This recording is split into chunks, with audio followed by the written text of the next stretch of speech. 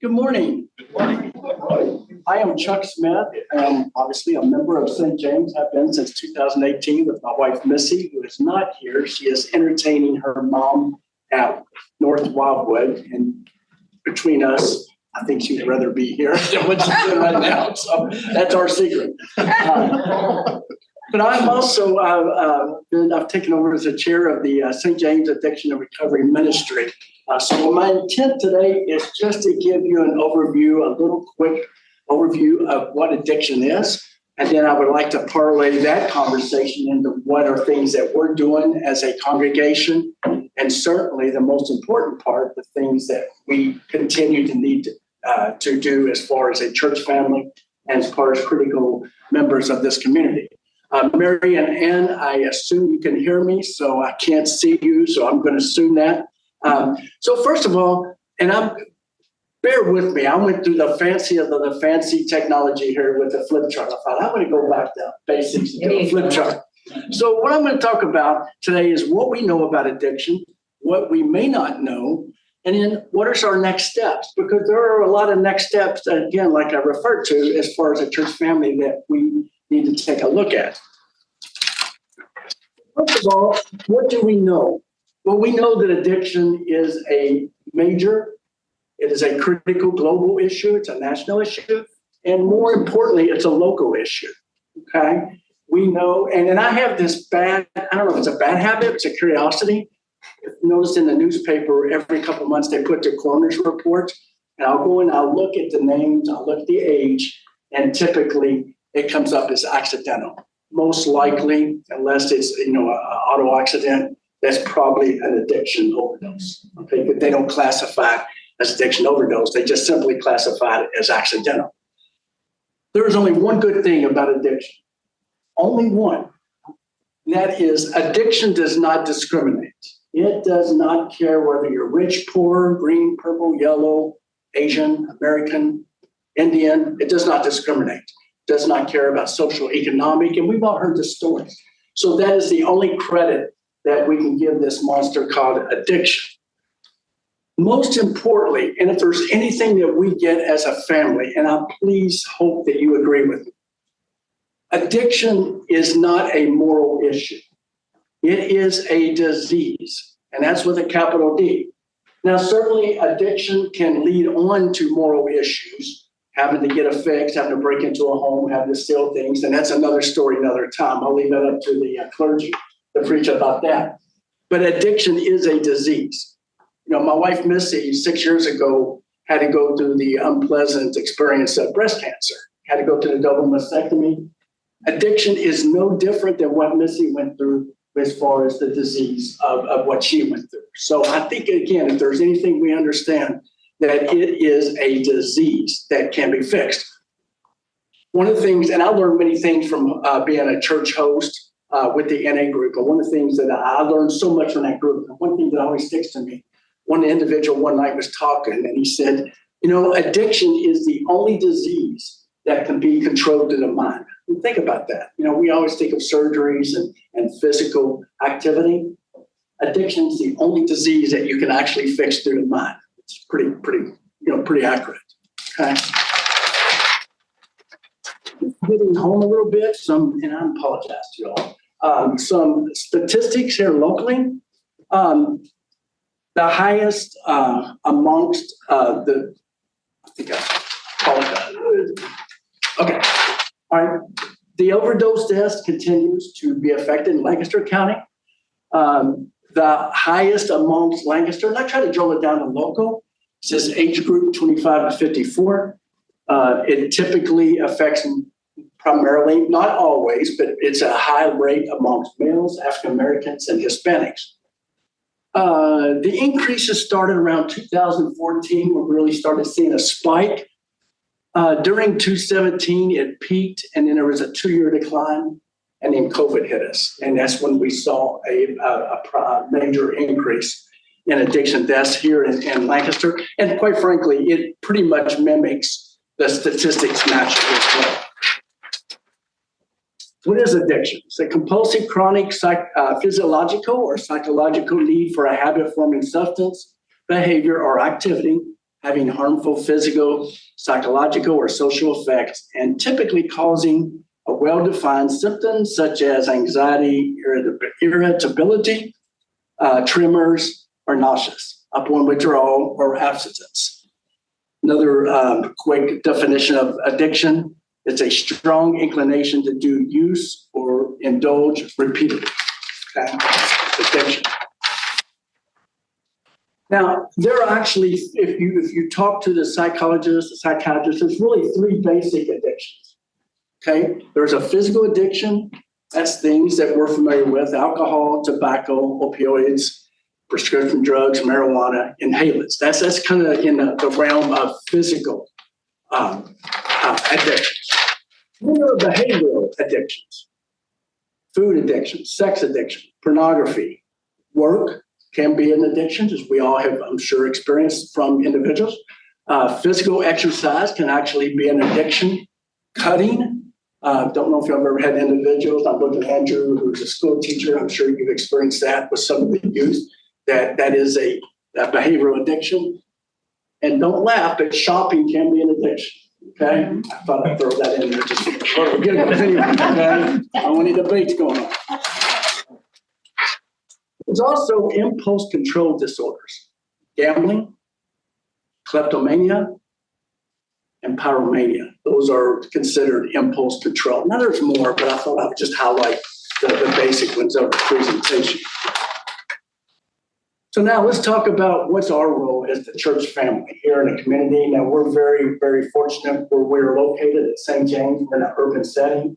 We see it every day. I see it almost every Tuesday or Thursday night that we're down here with the NA group. So what's our role in terms of individuals' role to recovery? So there's a couple things. When someone is going through recovery, there's three main components. You have the physical healing, okay? You got the psychological healing. In other words, why is it that this thing called a brain is saying that you need to use a substance to get through the pain? And thirdly, there is a spirituality healing. Now, if you get bored this afternoon, you Google spirituality healing in terms of addiction recovery. There are so many studies that will tell you when an individual going through recovery is affiliated with a spiritual group, whether it be Christian, Judaism, Hinduism, whatever the case may be, if there is a connection with a spiritual group, the chances of that individual remaining in sobriety keeps increasing drastically over time. So I think that's a key that we need to think about as terms of a church family. What if you haven't done it? What I would encourage you to do, and this goes into the terms of community. Again, case study after case study says that an individual that is under the premise of addiction probably is lacking community. Rat Park, if you pull it up, there's a couple things. There's a cartoon that talks about the study, which was done by Bruce Alexander. Rat Park talks about a study that Bruce Alexander did. So he took a rat, put it in a cage, and had 2 bottles of water. One water, pure water, one water was laced with heroin. When the rat was in the box by itself, it became dependent on the heroin-laced water, okay?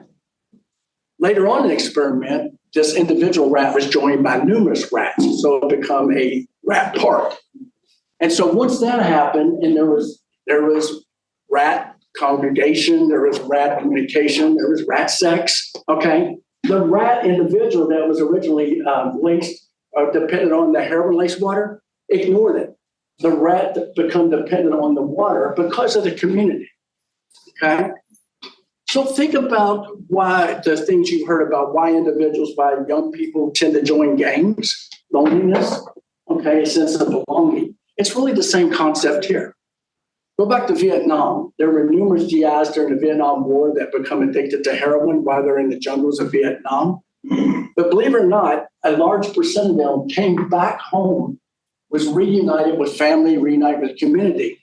the number of GIs who were using heroin in the jungles of Vietnam drastically reduced when they returned home. Now, we tend to hear only the negative stories, right?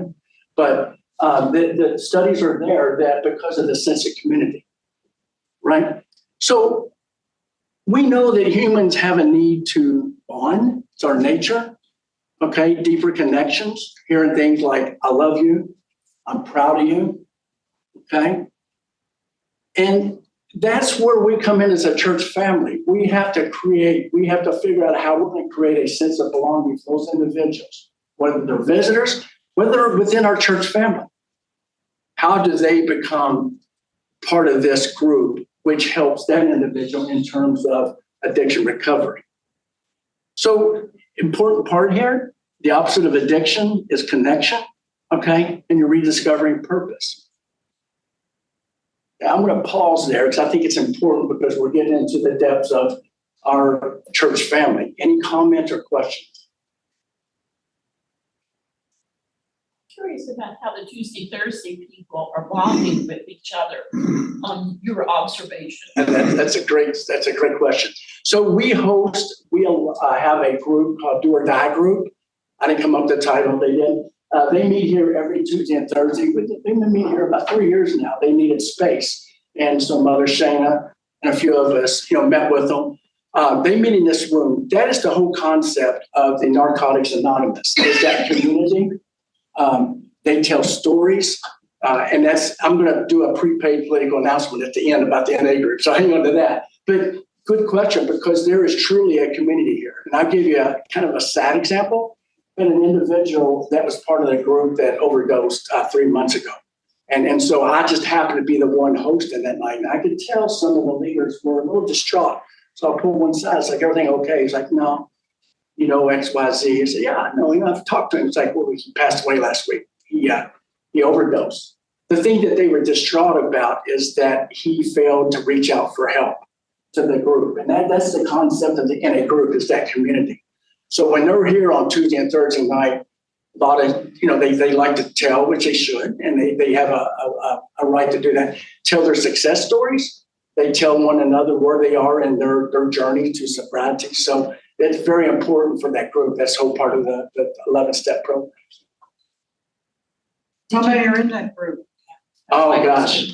Okay, close your ears there, Shana. So Tuesday night is a very well attended. We've had as many as, and anybody in the fire marshal or anybody in the fire marshal, we've had as many as 175, 180 people in this room on Tuesday night. Now that number, for some reason, because what we found out is that Tuesday night, there's not a lot of NA meetings. It reduces for some reason on Tuesday. So Thursday, it's about 100 to 120. So they're in this room. We set up theater style. During COVID, we had them meeting in the sanctuary so they could spread out. So we started off, I remember meeting right here in this corner, Shana. They said, oh yeah, we'll typically have 40 or 50 people. Now, I'm very biased about St. James Episcopal Church. I would like to think it's because of folks in this room who opened their arms to the folks, okay? But yeah, they definitely have a rural community, which is what keeps them going in terms of traveling the journey of sobriety. So good question. That was my question. Okay. Awesome. Oh, I'm sorry. So it's a Narcotics Anonymous meeting, so it's a 12-step meeting, right? And we don't follow any other premise except the 12 steps, is that right? That's correct. Okay, and we host it. Yeah, when I say we host it, we're here to make sure there's enough chairs out where the restrooms are. But the blessing is, and again, personally, I've been involved with it for almost 3 years. It's an open meeting. Yeah. So, we're welcome to sit in the meeting. Now, we're not participants, but we listen to the stories. So blessing of that is that we get the hugs, we get the fist bumps, so we become part of it. And that's so important for us as a church family to do that. And I consider that one of my many blessings, to be able to host the NA group. How does the church or we get more involved without compromising their anonymity? How is that accomplished? an open meeting, for example. I've experienced. Before every meeting, they talk about, kind of the guidelines of the NA group, that it is an anonymous group, no pictures, no recordings, things like that. Everything is basically by first name. So it's just, I guess it's just best to describe it, it's just an understanding that everything's anonymous. Does that answer your question? I think it does, but the more people that are involved in something, the more stress is placed on them. Correct. I just wanted. Okay, no, that's good. I'd like to write that down. And Chuck, to add to that, I would say that anonymity does not mean secret. Like, there is an open acknowledgement for help, but it's just the fact that people's names and who all is attending is not openly publicized. So, we leave the door unlocked, they can enter in through the front or through the rear. There's no sign in, there's no record, so there's nothing to really leave behind who all was here. So all people would, think about is, I may have seen so-and-so go into a building, but there's no label out front that this is NA or things like that. So there's a sense of privacy and anonymity versus secrecy, if that makes sense. Yeah, thanks. That helped. Okay, we have a question from Mary. What percentage of the attendance to church meetings are women versus men? Are most homeless or not at all? Great question. I'm going to say it's probably 50-50 in the NA group, just on observation. Certainly we don't keep count in terms of other than how many chairs we have out. My best guess, Mary, is that it's a 50-50. There are some that are homeless. The percentage of them have normal home life. Another big percentage of them actually are living in recovery houses. And by the way, our community is so gracious about providing home life for those people coming out of treatment. Okay, so it's kind of a mishmash. It's not. Agreeing with you, I would say that there's a small percentage who are without homes, and some of the factors are because of those addiction dynamics, difficulty getting along in family systems. But many of them, I would say majority of them, are hardworking individuals. You see them day in, day out. They work locally. Some are white collar workers to blue collar to all levels of economic status. So the addiction and recovery community, they don't necessarily have a look. It's not a stereotypical group, and it really, and part of that is really magnificent, because you see that addiction affects us on every level. It doesn't matter how much money you make. It doesn't matter if you have both parents, no parents. It really is a supportive group and meets people where they are. But I would say that there's a lower percentage of homelessness among the group for the reasons that Chuck named. Oh, that's good. Was there another question? Or was that both? Okay. Is it all forms of addiction that are represented in the 2C30? Is it alcohol, drugs, and behavioral addictions? Or Yeah, this group is primarily Narcotics Anonymous. However, I just know through hearing the stories that are some in here because of alcohol. But this particular group is part of the NA network. But same concept as Alcoholics Anonymous, the 11, 12-step program. Okay, good, great questions. I was hoping to be able to questions. Thank you, Shane. So what's our role as a church? Okay, well, certainly we have a role in terms of prevention, education. Education cannot start early enough. And again, I'm picking on Andrew, the school teacher. And these aren't necessarily things that we have, solid activities going forward. So this is kind of like the Addiction Recovery Ministry's wish list going forward. So we have to think about education starts at the middle school, case advocacy, even public advocacy, and legislative advocacy. And I'll give an example. Again, this is not about Chuck Smith. This is about somebody that believes in it, that wants to represent St. James in terms of us being supportive of the community.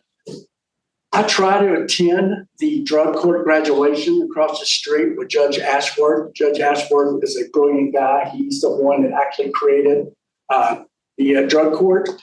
And I always, anybody I meet over there, I introduce myself as a member of St. James Episcopal Church because I want them to understand we want to have a role in the court system, whether the laws or whatever the case would be. So again, not about me, but I just want to make sure you'll understand that our name is out there, okay, in terms of supporting not just the NA group, the things that we're trying to do. And then certainly we're not doing everything that we can or should be, but this is the start. All this is the start point. This is the great thing of having us together this morning.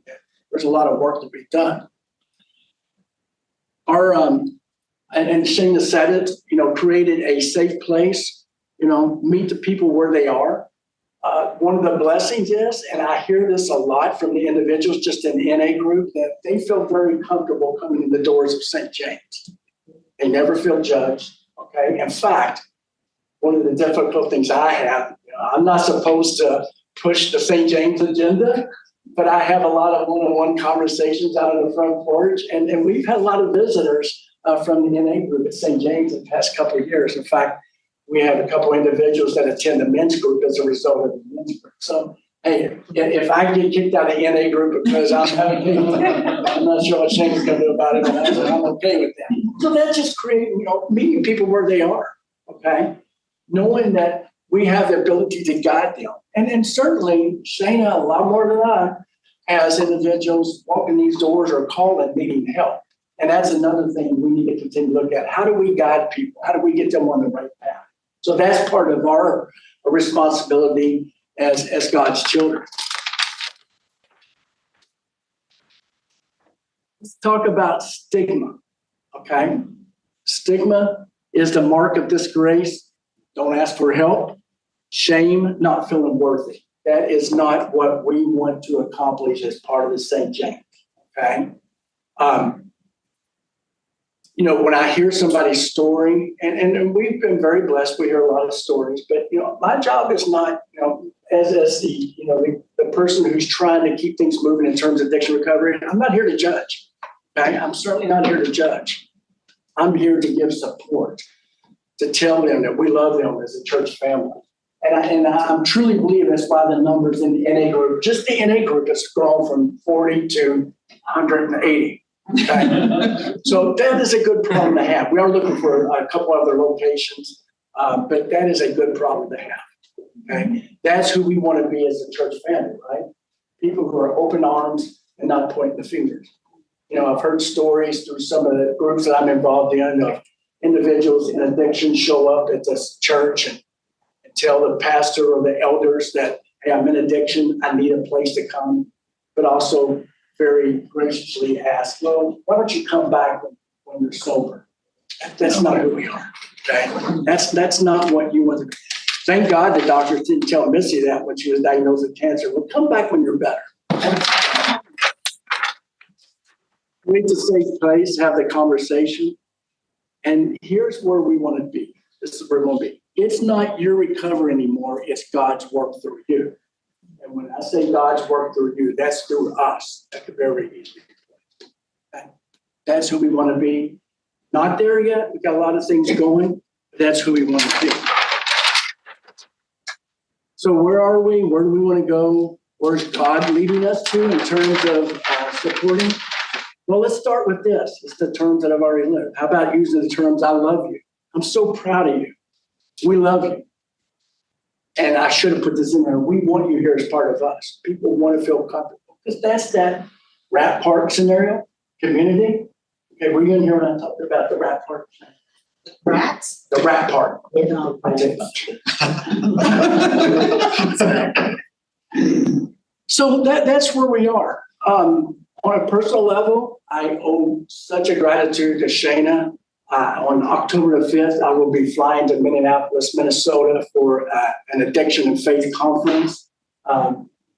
Debbie and David Miller and Missy and I attended a couple of years ago, so I'm going to go back. And my number one objective is to find other ideas, new ideas from other people who are involved in this thing called addiction recovery. So I mean this sincerely, I'm so grateful for Shana asking me to attend. It's gonna be a great couple of days, great speakers, and I'll report back to you.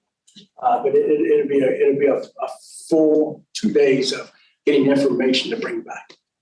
So I'm gonna leave it with this before we have some discussion. I think appropriate scripture from the book of James. Is anyone among you sick? Let them call the elders of the church to pray over them and anoint them with oil in the name of the Lord, and the prayer offered in faith will make the sick person well. The Lord will raise them up. If they have sinned, they will be forgiven. The book of James. That probably says it all in terms of what we want to be, who we should be, where we're led to in terms of the church family. So don't have all the answers, don't have all the pieces of the puzzle. We're going to get there. I think hosting the NA group meeting is a great start. We have individuals who are signed up on Tuesdays and Thursdays, smile on their face, handshake out. That's where we want to be. But it's more than that. It's when the individual comes in the door, whether it be the sanctuary or the forum room, to educate ourselves. How do we welcome them? How do we make them feel safe? And most importantly, how do we love them? So do you have like a prayer time with them?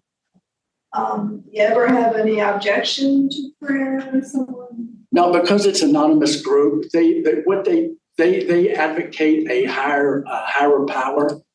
So this is not considered not considered a Christian-based meeting.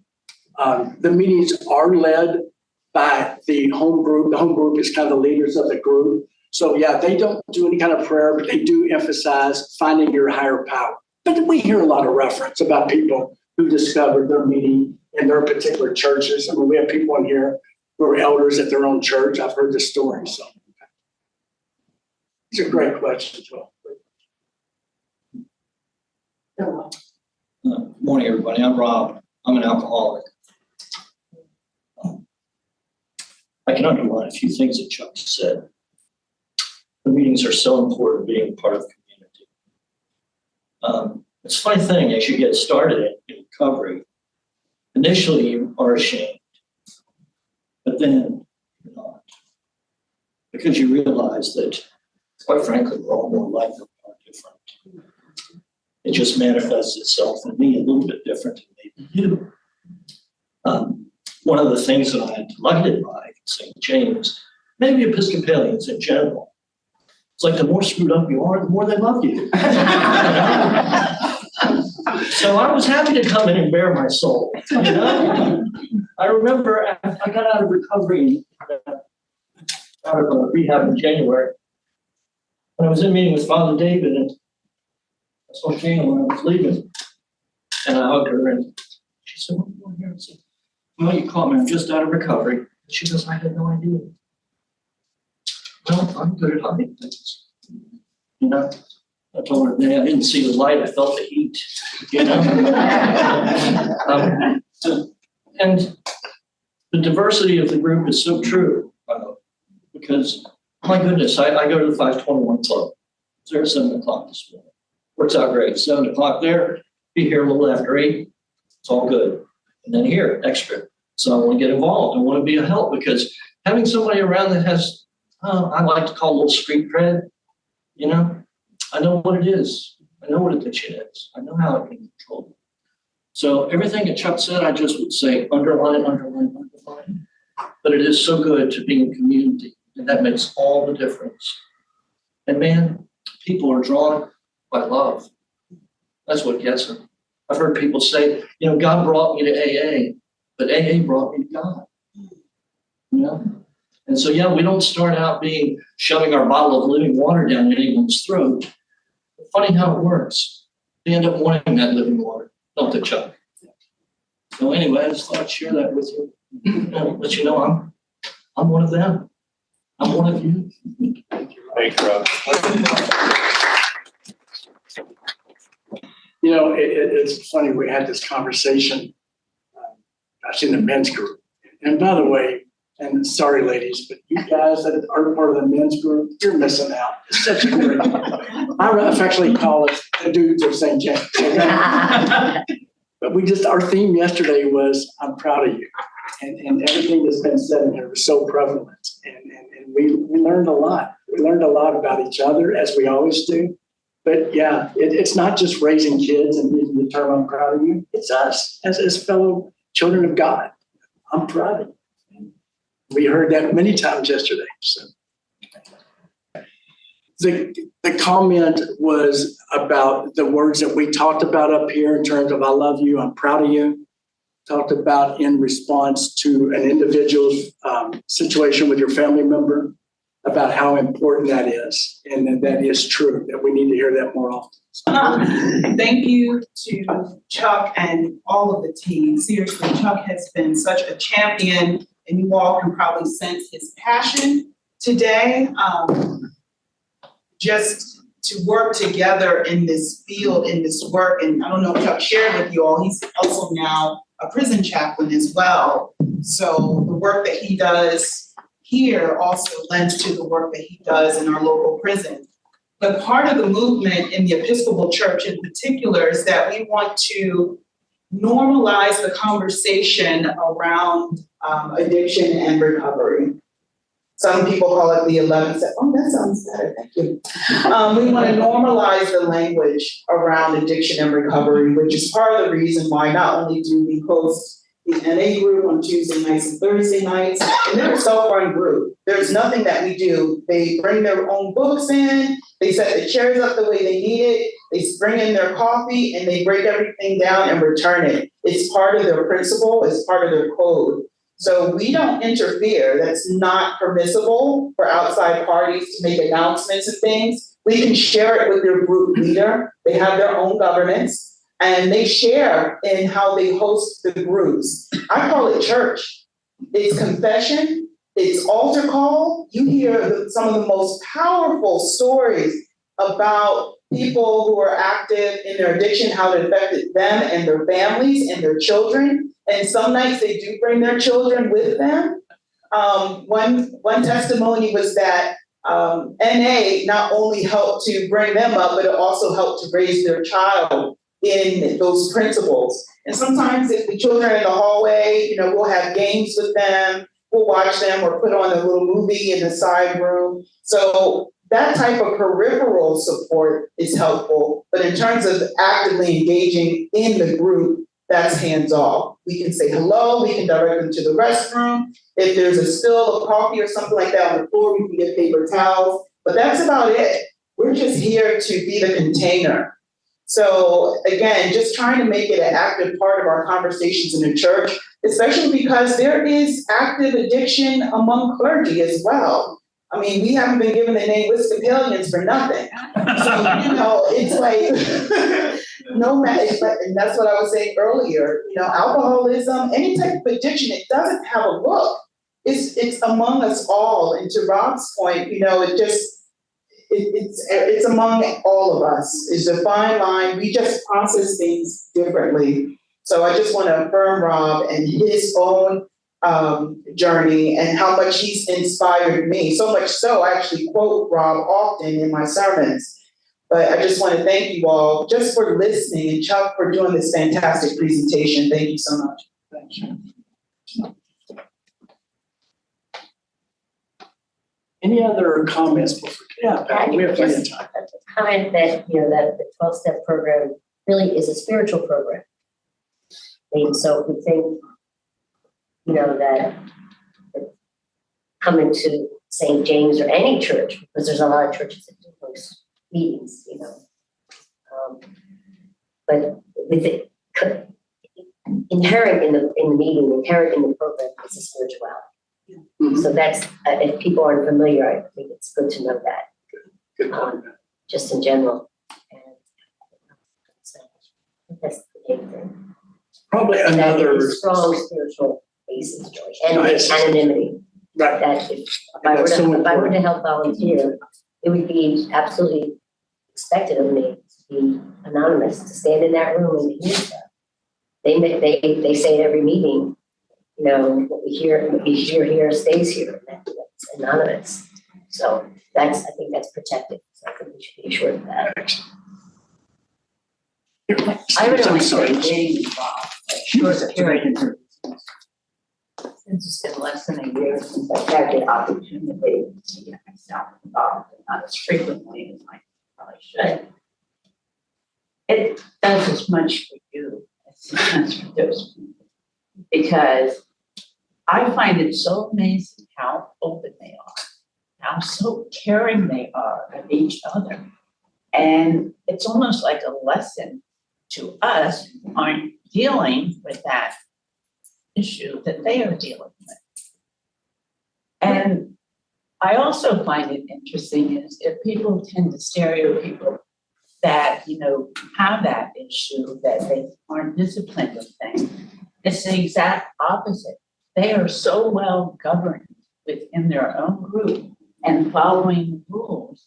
It's another good example of a lot of us in life. So I have nothing but admiration for that group. It's just amazing. The way I describe this group that we meet with as church hosts, such a courageous group. And, and I agree, Vicki. Now, I told you I wasn't going to make this about me, but Shane spilled the beans. I am a volunteer chaplain at the prison now. And it's the same thing at the prison here in the NA group. Listen, I have learned so much about grace from individuals that I could never, ever offer out to them. So that's my blessing, is to be at the prison on Monday night here or Tuesday or Thursdays. And I'm so grateful for the people in this room because they teach me a lot at my age. When you don't think you can learn anymore, you can always learn grace. And then Vicki and I did not rehearse this, by the way. So. Any comments? I really have felt for a long time that churches could learn a lot from 12-step groups. I was in a church, I'm a deacon, but I was in a church once where the priest disbanded all prayer groups for a while because they become gossips. So instead of safeguarding the confidentiality of what it could confess to someone about the situation they wanted prayer about, they would come in and they said, well, did you know that we need to pray for JoJo? She's getting a divorce. And everybody said, what? I had no idea. It was like, it was just like gossip time as opposed to prayer. And I think in church life, we need to really be careful with prayer requests, with people's confessions to us. And I'm not talking about the confessions per se, although that's important. But I think I've learned grace, confidentiality, I can't even underline it enough, and respect and acceptance. And I've seen that more often, 12-step groups. My own involvement has been in our children. So, and then, And I felt that I learned a lot about how to manage church groups sometimes, how to help organize them in a way that reflects those values. This is great. Hey, any other comments? I think the big, Wait a minute, can you use the microphone? I talk pretty loud. I think the big concept that we are having here is that we are all children of God. Amen. And when we approach a person who's in big trouble, whether it's homelessness, drug addiction, or whatever it may be, we are all children of God and we have a responsibility for each other. And the thing that occurred to me when Vicki was talking was that we get very down in the dumps about mental health and violence. And when I read the paper, it makes me sick what's going on in Lancaster with domestic issues and mental health. But if we can make these people whole, they won't be part of this hit of mental health. They'll know they can have a community, they can support them. And I think this is so important for us to know we can do something about violence. We can help them with their mental health. And it's so related to these addiction issues. Many of the people who commit horrible violent acts have been addicted to one thing or another. That's exactly right. So this is our mission, really, one of our missions, to do something about violence. Yeah, one thing that I've quickly realized at the Lancaster prison, most of the individuals I've met with have lived the world of addiction, the life of addiction, but they also have lived the world of mental illness. So it is definitely a connection. I cringe. I was meeting with a friend of mine who retired from Donegal, came by the office. He's like, I hear you're dealing with a bunch of junkies. I go, stop, just stop. That's not fair. And so I explained to him about the disease, and hopefully I made him a little small, but they're just ignorant on this part. So to your point, every time you read the articles, you start dissecting. I know with your all's background, especially. So dignity, most important part of everything we do. It's showing grace through dignity. So excellent conversation. I could keep going on and on, but I know we have to go to 10:30. I just want to say this was a powerful forum today. It Thank was you. really. That means a lot. Listen, my oldest son, I was talking to him, he lives out of Albuquerque. He's like, Dad, I don't know about you. He goes, when I turned 65, I really think about just kind of slowing down. I said, Josh, there's too much to do. We can't, man. We can't slow down. So, but my blessing is this group here amongst, and then beyond St. James. So with that, I appreciate it. Let's close with a word of prayer. Heavenly Father, we thank you for this day, and we especially thank you for the time together. We know that we recognize there are challenges, but we have challenges that can only be accomplished through your blessings, through your guidance, and through your love. And for that, we are thankful, and we will continue to move on. We will continue to recognize the issues, the hurt that goes on. And if we just hit on one at a time, Lord, then we're doing your duty. Through your name we pray. Amen. Amen. Thanks, y'all. Thanks, man.